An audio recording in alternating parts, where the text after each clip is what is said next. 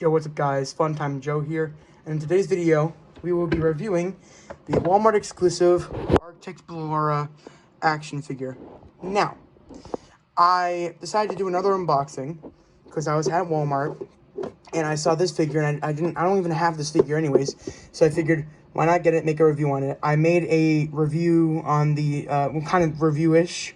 I opened a ton of Security Breach mystery minis, so I guess I'm an unboxing channel now.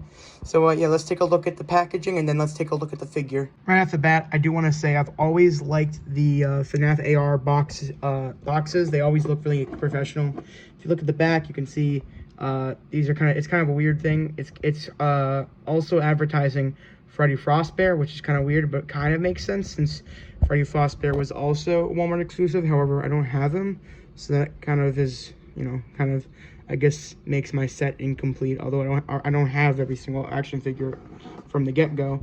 So yeah, I like this packaging a lot, but yeah, let's just take her out of the box and see how she looks.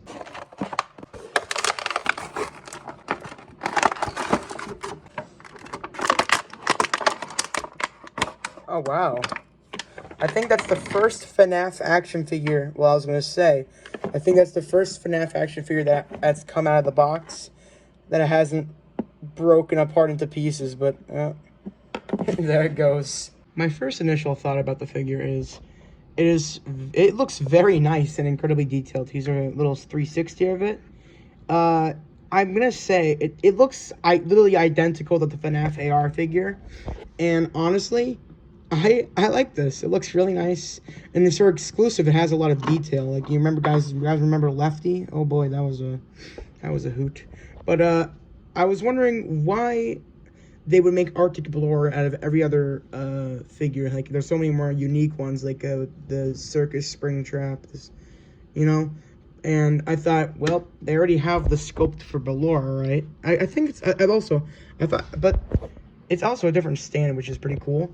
But I thought they probably made Arctic Ballora because they already have a sculpt for Ballora.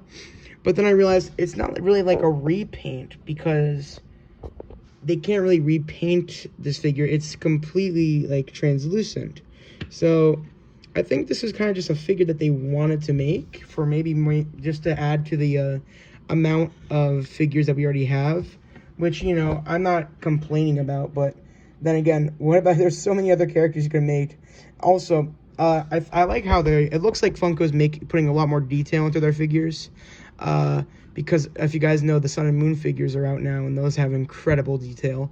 But honestly, Arctic Ballora here looks incredibly detailed, honestly.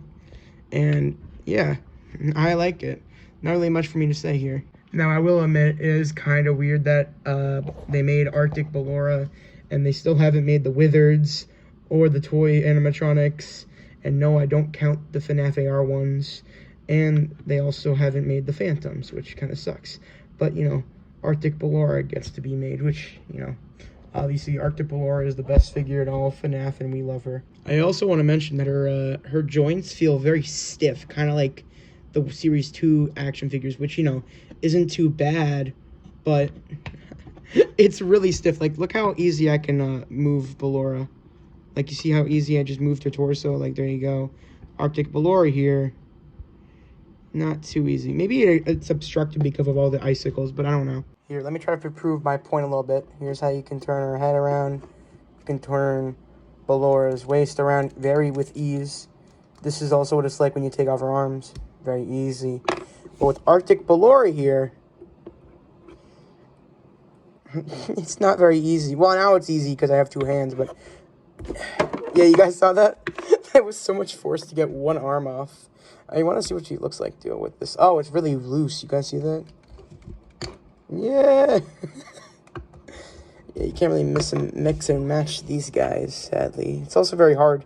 It also kind of hurts a little bit when you put the arms back in because of the icicles, but I can't really blame them. They can't really do much about that unless they didn't want to have an icicle at all, which would not be very accurate, sadly, which, you know, we would rather have accuracy, I feel like. Overall, though, I like this figure, and I will give it a very solid 9 out of 10.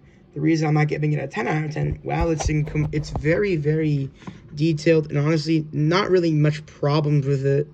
There are so many other characters that Funko could have made, but they chose Arctic Ballora. Why? I also want to mention that it kind of feels weird displaying this figure with other figures. It just looks very out of place, I feel like, but that's really my only other critique about it, really. But anyways, guys, that's going to be it for this video. Please make sure to like and subscribe, and thank you for watching.